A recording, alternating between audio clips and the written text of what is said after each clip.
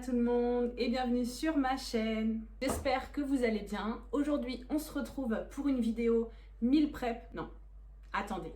Extrême meal prep pour bébé. Je vais vous montrer moi comment je m'organise pour le meal prep de bébé et je l'espère pouvoir vous donner quelques petites astuces. Alors, avant toute chose, je vous invite fortement à demander un avis médical auprès de votre médecin, de votre pédiatre par rapport à la diversification de votre bébé, de son âge, etc. Alors désolée si vous entendez des petits bruits derrière. Donc j'utilise des petites fiches que j'ai moi-même réalisées qui me permettent en fait de suivre aussi la diversification de bébé. Donc je commence par cette feuille-là où je vais noter du coup la date, le jour, la semaine, le mois en fonction de ce que je souhaite préparer à l'avance. Donc ici dans cette partie je vais marquer son poids, ce qu'elle aime, ce qu'elle n'aime pas, etc. son âge. Ensuite, je vais toujours faire un inventaire de ce que j'ai dans mon frigo, dans le panier des fruits ou des légumes frais et dans mes placards. Ça permet de limiter le gaspillage alimentaire. Et à partir de ça, ici, je vais noter aussi des petites idées de repas, de ce que je veux lui faire goûter, etc. Comme ça, en dessous, je note ma liste de courses. Ensuite, j'utilise ce planning pour noter ce qu'elle mange. Alors, il y a deux façons de l'utiliser. Soit je note jour par jour ce qu'elle mange en fonction de ce qu'elle aime, voilà, comment aller aussi au niveau de la digestion, etc. Soit je prépare à la semaine quand je vais bosser. Et c'est parti pour le meal prep. Alors j'attaque le premier jour avec le poisson. Donc vous voyez là j'ai choisi du saumon et du dos de cabillaud. J'ai choisi ces poissons tout simplement parce qu'ils sont avec un petit peu moins d'arêtes. Alors bien sûr, je vérifie systématiquement au moment de la découpe, au moment de la cuisson, au moment de la mixture, au moment où je le donne à manger à bébé. Je suis un peu maman parano, mais bon, malheureusement, on n'est jamais trop prudente. Donc voilà, là, je coupe mon saumon, j'enlève la peau et je mets directement des gros morceaux dans mon robot. Ça cuit très très bien comme ça. De toute façon, je vérifie toujours après, bien sûr, si c'est cuit. Et je lance la cuisson, ça prend environ 12 minutes. Donc moi, en ce qui concerne l'appareil, j'ai le Baby Cook. Alors c'est pas du tout un partenariat, c'est un robot que ma belle-mère nous a offert pour Noël. Oui, parce que quand vous êtes parents, les cadeaux, après c'est pour bébé, c'est plus pour vous. Mais je dis ça, mais je suis énormément satisfaite, je suis super contente qu'elle nous l'ait offert, c'est vraiment très très pratique. Il est efficace, il est petit, il est esthétique, en plus en rose, je le trouve trop cute. Et c'est très rapide quand je veux faire justement ce genre de meal prep où j'ai énormément d'aliments. Donc là, vous voyez, j'ai sorti mon saumon, je vérifie qu'il soit bien cuit. Je mets de côté le jus du coup qui ressort avec la condensation et je vais rincer tout simplement le récipient, vous voyez, pour pouvoir lancer après le dos de cabillaud. Donc là, je coupe mon dos de cabillaud. Donc là, vous voyez, je fais des morceaux un petit peu plus petits. Ça me permet toujours de vérifier s'il n'y a pas des arêtes. Et pareil, je vais lancer la cuisson. Alors, je vous ai parlé du Baby Cook, mais très honnêtement, c'est pas indispensable. Vous pouvez très bien cuire vos aliments donc directement dans un faitout, à l'eau, ou alors si vous avez déjà un robot cuit-vapeur de base. Et après, par contre, effectivement, il faut bien soit un robot plongeur, soit un mixeur plongeur, soit un mixeur, un blender, etc. pour bien mixer. C'est ultra important par contre que la purée soit bien lisse, enfin du moins dans les premières diversifications de bébé. Et une fois que mes deux poissons sont cuits, vous voyez, je rajoute directement le poisson cuit dans mon blender, dans la partie mixage, j'ai envie de dire, hop, un peu de jus. Et là du coup je vais donner des petits à-coups pour pouvoir mixer. Alors le fait de donner des à-coups, je vous le préconise vraiment pour tous vos appareils à mixeur. Pourquoi ? Parce que sinon ça chauffe et vous avez tendance à abîmer votre appareil. Donc là, hop, je ne sais pas si on le voit à la caméra, mais je donne des petits à-coups pour que ça soit bien mixé. J'ouvre et je vérifie qu'il n'y ait pas de morceaux et surtout si la mixture elle est assez lisse. Et comme ça me convenait, c'est parti, je vais réserver.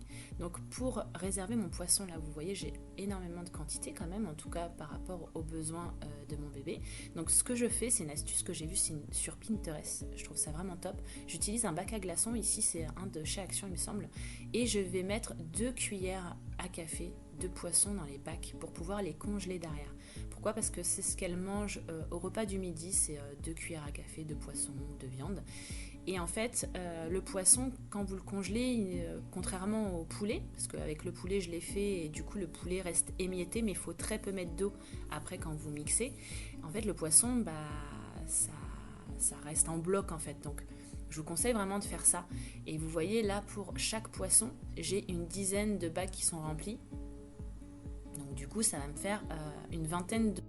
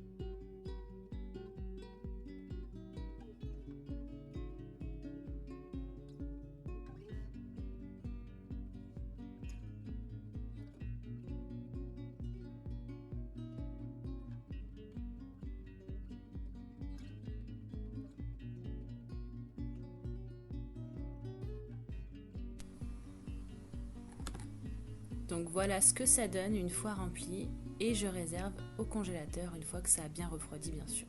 Donc là on se retrouve le lendemain, donc mes portions sont bien congelées, je vais pouvoir vite les retirer. Alors là cette partie là il faut être ultra rapide du coup parce que les poissons sont congelés, donc pour éviter le chaud froid, hop je les démoule du bac à glaçons. Pourquoi? Parce que je vais avoir besoin du bac à glaçons derrière pour congeler également mes féculents et parce que j'ai très peu de place dans mon congélateur.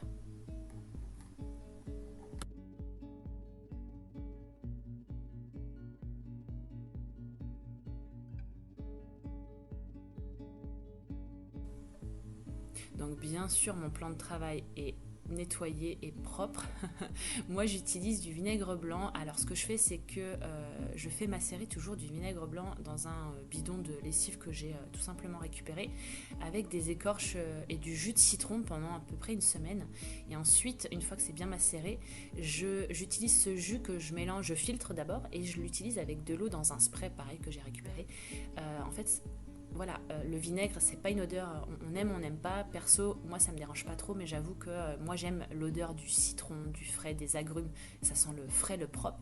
Et du coup, c'est ce que je fais. Et c'est vraiment un nettoyant multi-usage, économe, et c'est bon pour bébé, donc il n'y a aucun problème nocif.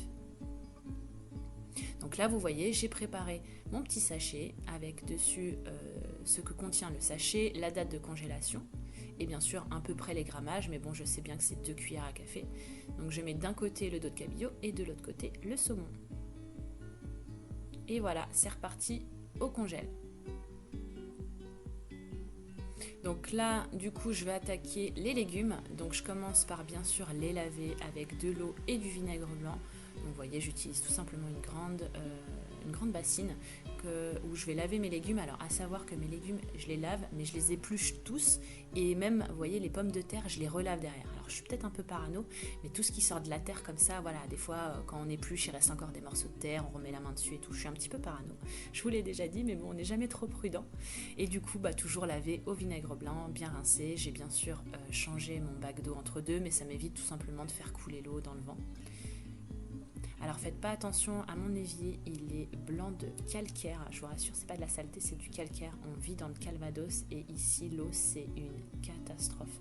Donc là il faut que je le nettoie avec, faut tout simplement que je lui mette de l'huile de coco pour le nourrir et éviter qu'il soit un peu grisâtre. Donc une fois que mes légumes sont lavés, hop c'est parti, je vais commencer à couper un légume. Là j'ai choisi le chou-fleur. Alors bon, c'est pas, en termes d'odeur c'est pas super agréable, mais bon, faut le faire, pas le choix. Donc là, juste pour vous informer, j'ai pas mis la totalité du chou-fleur, hein. J'en ai gardé une partie pour nous, on va manger dans la semaine en gratin ou autre. Et je lance la cuisson. Pendant que je lance la cuisson, j'ai épluché ma patate douce et c'est parti.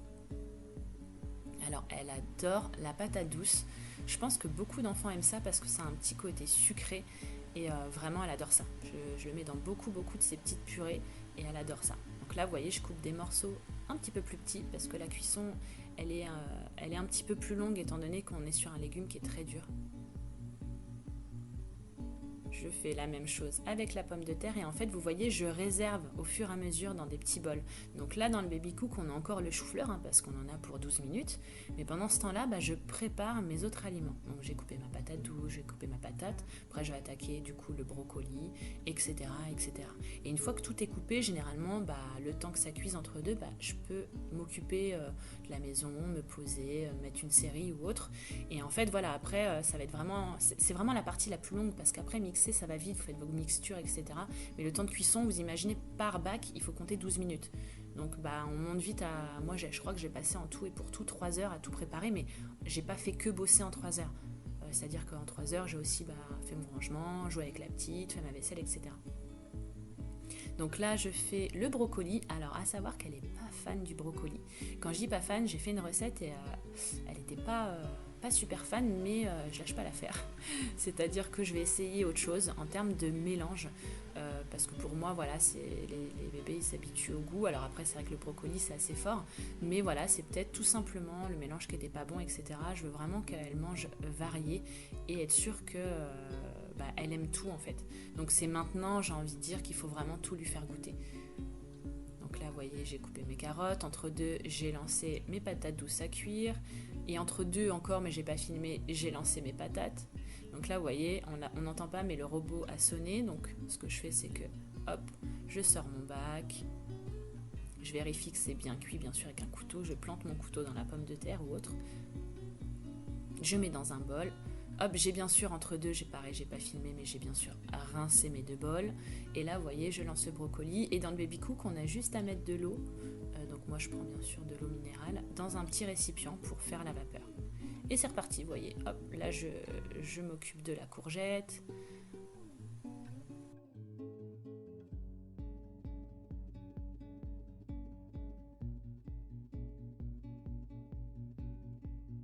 J'utilise... donc là, vous voyez l'aubergine, j'ai vraiment enlevé toute la peau. Vraiment toute la peau, je garde aucune peau. Donc après, voilà, vous faites comme vous le souhaitez. Moi, pour le coup, j'enlève quand même toute la peau et je réserve. Le poireau, alors le poireau, ça a été trop drôle. Enfin, trop drôle, oui et non. Mais elle a fait une grimace, elle a vraiment pas aimé. Alors après, c'est un peu... vous savez, le poireau, c'est un peu fibreux, il y a des fils, etc. Est-ce que c'est la texture ou quoi? Je sais pas. Bon, quoi qu'il en soit, j'ai fait plusieurs recettes avec le poireau, j'essaierai d'autres recettes et je vais essayer de varier. Si vraiment elle aime pas ça, je vais pas la forcer, la pauvre. Mais en tout cas, voilà, à réessayer.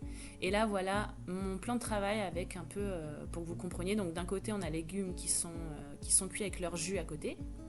Et de l'autre côté, les légumes en attente. Donc du coup, là, il me semble que tout est cuit. Donc oui, voilà, tout est cuit. Donc je vais pouvoir, j'avais terminé avec les carottes, je vais pouvoir mixer. Alors là, c'est le même jour. J'ai changé de eau parce que j'avais chaud, tout simplement. Donc là, vous voyez, j'ai mis de côté le jus des carottes, mais j'en ai laissé au fond. Et je verrai en fonction de comment la purée est lisse, si j'en rajoute ou pas. Donc là, hop, je mixe mes carottes. Parce que les carottes, c'est quand même, voilà, il reste parfois des petits morceaux. Alors moi, c'est pas gênant parce qu'elle a plus de 8 mois et c'est même conseillé de lui donner des purées un peu moins lisses pour qu'elle s'habitue à mastiquer les petits morceaux. Mais je fais quand même très très bien mixer, j'ai pas confiance. Maman parano. Et là, vous voyez, hop, je touche, je regarde un peu la texture, je remixe, parce que là, il y avait encore des morceaux, etc., etc. Et je vais faire ça vraiment avec tous mes légumes. Donc là, vous voyez, je mets de côté mes carottes dans un bol, je vais rincer mon bac et je vais attaquer avec un autre légume. Donc là, vous voyez, j'ai plus besoin de la partie blanche là, du bac pour le réservoir, pour le cuiseur vapeur. Là, ça va être vraiment la partie mixeur. Donc là, j'ai rincé mon bol et hop, j'attaque avec un autre légume, ici les courgettes, et je vais faire ça en fait avec tous mes légumes. Donc là, cette partie-là, elle est pas longue en soi, mais voilà, vous devez rester près de votre plan de travail parce que du coup, vous allez tout mixer, réserver, mixer, réserver. Mais c'est quand même ultra rapide.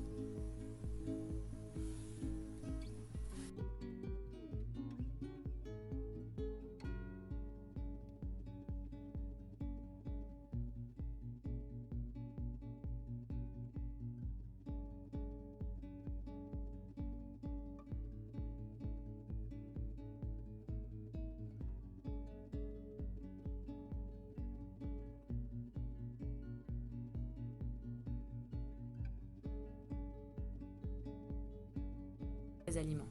Vous allez voir après par la suite qu'avec les fruits, c'est différent, je mixe directement les fruits ensemble. Bon, une petite danse histoire de faire passer le temps. J'écoute toujours de la musique et mon bébé adore la musique, adore danser, donc c'est un petit peu notre mood.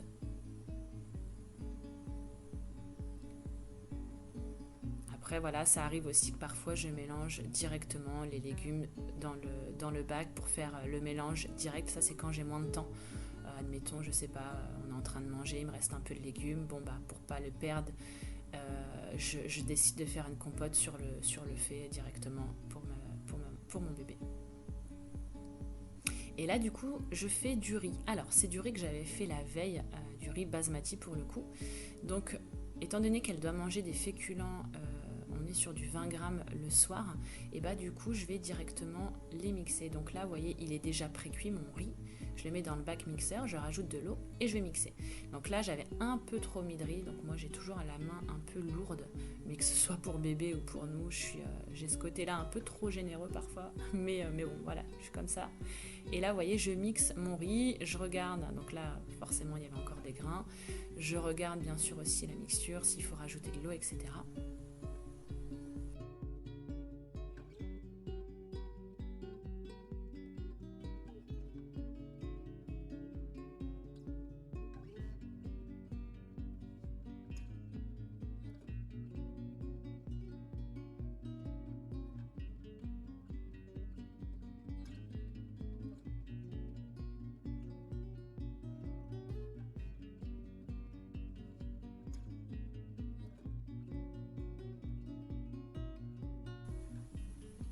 Donc là, le riz, je vais l'utiliser pour certaines recettes, mais je vais aussi le congeler dans les fameux bacs à glaçons pour pouvoir avoir des féculents le jour où je fais uniquement des légumes comme ça en rapidos, ou voilà, c'est toujours utile.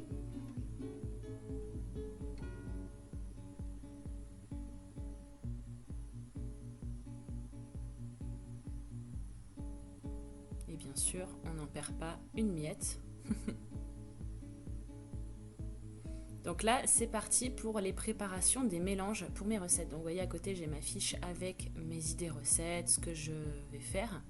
Et là, du coup, je mets un petit pot sur mon pèse-aliments et je pose au fur et à mesure mes aliments que je veux mettre dedans, les légumes, les féculents, etc. et je mélange. Alors moi, je vous conseille par contre d'utiliser un bol. Là, j'ai fait ça pour cette partie-là et en fait, je l'ai fait tout le long, mais c'était galère de mélanger directement dans le petit pot parce qu'il est un peu étroit, il n'est pas assez profond et en plus, j'ai mis le riz au fond alors que c'est ce qu'il y a de plus consistant. J'aurais peut-être dû le mettre au-dessus, pardon. Mais bon, je vous conseille de faire ça dans un bol que vous rincez au fur et à mesure. Voilà, moi j'ai fait comme ça. Après, ça fait largement l'affaire, mais honnêtement, voilà, c'est plus simple. Ou alors après, si vous congelez, bon, moi je mets après le contenant dans une assiette. Donc là, vous voyez, je mélange. Donc ici, c'est des petits pots de chez B.A.B.A. également. C'est la même gamme en fait que mon robot. Et ils sont très pratiques pour le coup. Il y a deux formats, donc les grands formats pour les purées et les petits formats pour les compotes. Vous allez le voir par la suite. Donc je mélange. Et ça, c'est les petits pots que j'utilise les jours à venir. Donc vous voyez, je fais mes préparations pour les 2 jours à venir. Ça va au frigo, ça va pas au congélateur. Et là, sur des petits autocollants, je vais noter ce qu'il y a dedans, la recette, la date à laquelle je l'ai réalisé et le grammage. Et je fais ça pour tous mes pots. Ceux qui vont au frigo et également ceux qui vont au congélateur. Donc là, vous voyez, j'ai réuni mes 3 petits pots. Donc ils s'emboîtent les uns sur les autres. C'est ça qui est pratique, ça prend moins de place dans le frigo. Et je les réserve au frigo.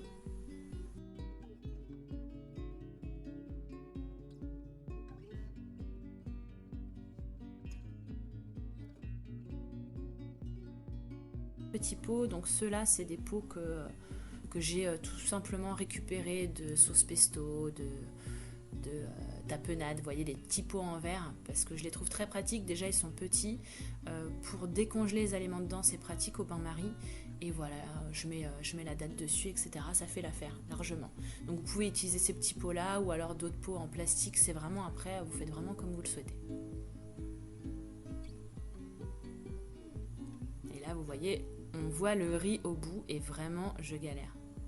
Donc bon, après j'ai continué comme ça, mais je vous dis, soit vous prenez plus de temps pour mélanger, soit vous faites dans un bol, soit vous décidez tout simplement de sortir l'aliment du pot en verre pour le mettre dans une assiette et remélanger par la suite. Et là, idem, sur ma petite étiquette, donc ça je le fais vraiment pour toutes les petits pots, les recettes, etc. Hop, je colle tout au fur et à mesure. Alors ça, je vous conseille de faire au fur et à mesure. Si vous préparez tous les petits pots et qu'après vous faites toutes les étiquettes, moi personnellement, je me mélange sur les recettes.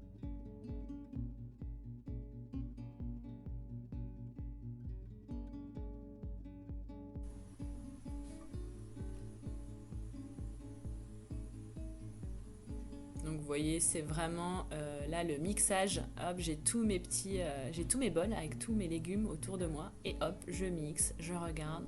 Alors je pèse uniquement les féculents. Après les légumes, je fais vraiment, ça dépend. Mais voilà, j'arrive à un certain grammage. Une fois que j'ai plus de petits pots, j'utilise tout simplement ces sachets de congélation. Donc ceux-là, ils sont pratiques parce qu'ils sont plus petits. Vous allez voir après.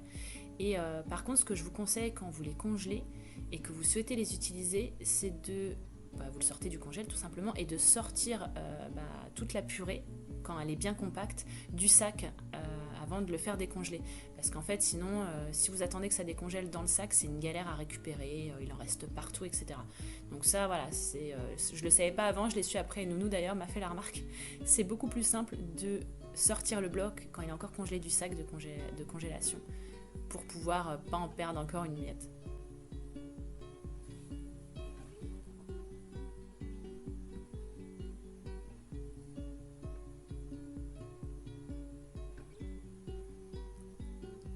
Et du coup, vous voyez, mon reste de riz, je vais tout simplement, pareil, le mettre dans mon bac de congélation pour pouvoir le congeler et utiliser après les petites doses pour les pots quand j'ai vraiment que des légumes. Et là, j'ai utilisé mon pèse-aliments pour pouvoir être sûr du grammage. Et du coup, on se retrouve le lendemain pour la partie fruits. Donc comme je vous l'ai dit, c'est un meal prep qui est sur 3 jours parce que je l'ai décidé, parce que c'est un extrême meal prep et que vraiment je voulais pas passer ma journée à faire ça. Mais vous pouvez soit utiliser 1 heure par-ci, 1 heure par-là, ou 1 heure tous les 3 jours, étant donné que vous avez largement de quoi faire des petits pots pour bébé sur les 2-3 jours à venir. Voilà, moi j'ai décidé de faire un extrême meal prep parce que j'ai le temps de le faire et je suis tranquille pendant un petit moment. Mais quand je vais reprendre le boulot, je compte bien le faire quelques jours avant de reprendre pour pareil être tranquille et pas avoir à penser à ce que bébé doit manger. Après voilà, ça lui arrive de manger aussi de l'industriel, honnêtement on n'est pas du tout contre, mais on essaye de privilégier quand même le fait maison. Après l'industriel par contre on sélectionne bien les pots, on fait attention qu'il n'y ait pas de sucre ni de sel ajouté, on prend au maximum du bio, voilà, après c'est vraiment comme chacun peut, mais honnêtement les pots industriels ça fait aussi l'affaire et on en a toujours dans nos placards, on ne sait jamais. Voilà, on part, bon c'est pas le cas actuellement, mais demain on part en week-end ou quoi, moi je me vois pas prendre un truc qui est frais pour la route, voilà, j'ai toujours peur du chaud-froid, donc voilà, ça fait l'affaire.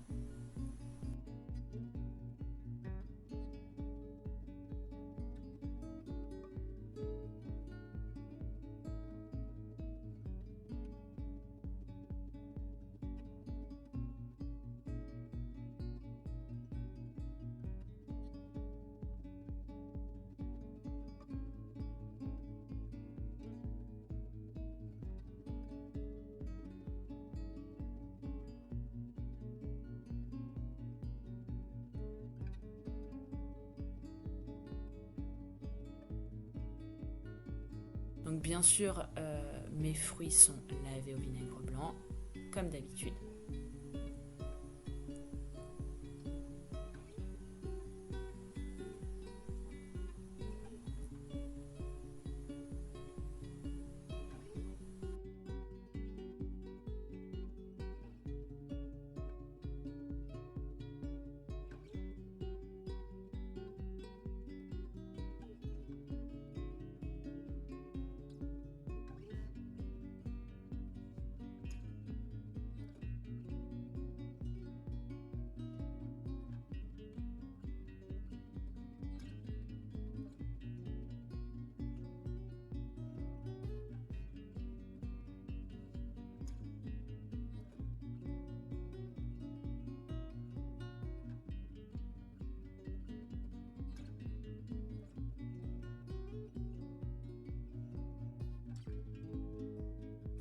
Donc là, je découpe également mes poires, donc entre deux, j'ai fait mes bananes. Alors la mangue, finalement, je ne l'ai pas utilisée, elle n'était pas assez mûre. Je l'ai fait 2 jours après, j'ai fait la moitié pour bébé, la moitié pour nous.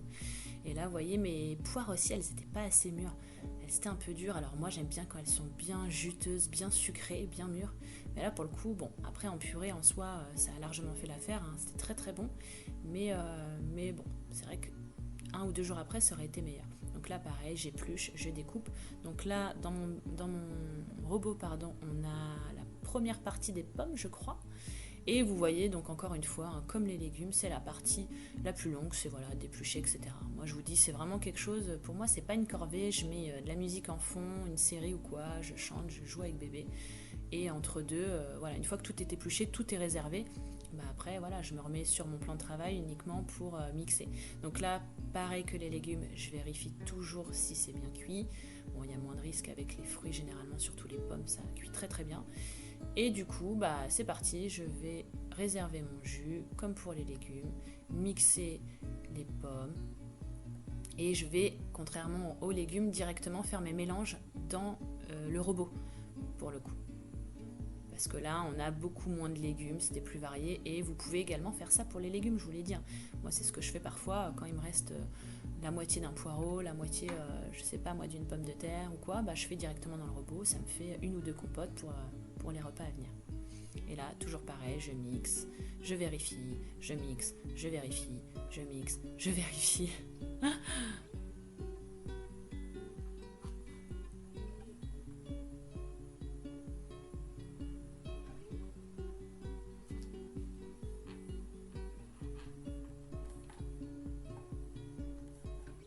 Et là, vous voyez, je rajoute ma cannelle. Alors, j'adore l'odeur. Vraiment, je l'ai senti avant, mais j'aime trop ça. Et je trouve que le combo pomme-cannelle, c'est vraiment le feu. Une fois que toutes mes compotes sont prêtes, et bah hop, rebelote, on repart sur la conservation tout simplement. Donc là, vous voyez, c'est les petits pots B.A.B.A. que je vous ai parlé tout à l'heure en petit format pour les compotes. Donc ces petits pots-là vont aller également au frigo pour qu'ils soient consommés dans les jours à venir.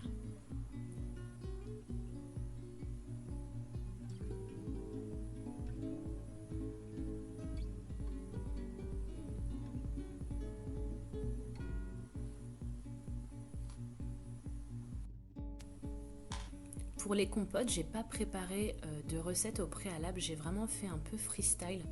Pourquoi ? Parce qu'elle aime tous les fruits pour le coup, et généralement les mélanges, c'est assez varié. Généralement les bébés, c'est vrai qu'ils aiment bien les fruits pour le côté un peu sucré, c'est moins difficile de leur faire goûter des fruits que des légumes. Donc là pour le coup j'avais pas préparé, j'avais fait vraiment en fonction de ce que j'avais et j'avais fait des mélanges un peu freestyle. Donc là vous voyez, je suis à la fin de ma compote et j'ai pas fini le grammage prévu normalement pour le petit pot. Donc ce que je fais, c'est que je mets de côté ce petit pot, je me note combien il y a dedans et en fonction de ce qui me restera sur un autre fruit ou même le même fruit que j'aurais cuit et mixé, je viendrai ajouter pour pouvoir remplir mon pot. Je sais pas si vous avez compris ce que je voulais dire. Et là du coup c'est reparti, donc là j'ai mélangé directement les fruits dans le bac et je continue, j'épluche, je coupe, j'épluche, je coupe, j'épluche, je coupe.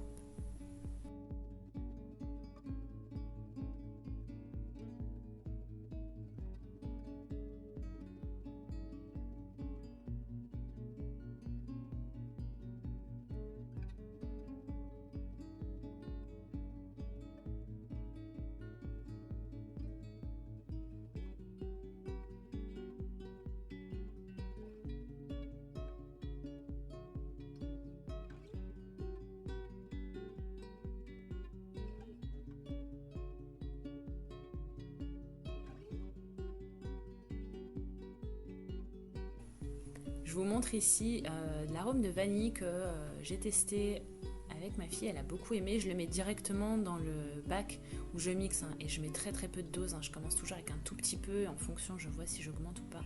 Mais pareil, faites attention aux arômes, soyez vigilants sur le sucre ajouté, etc.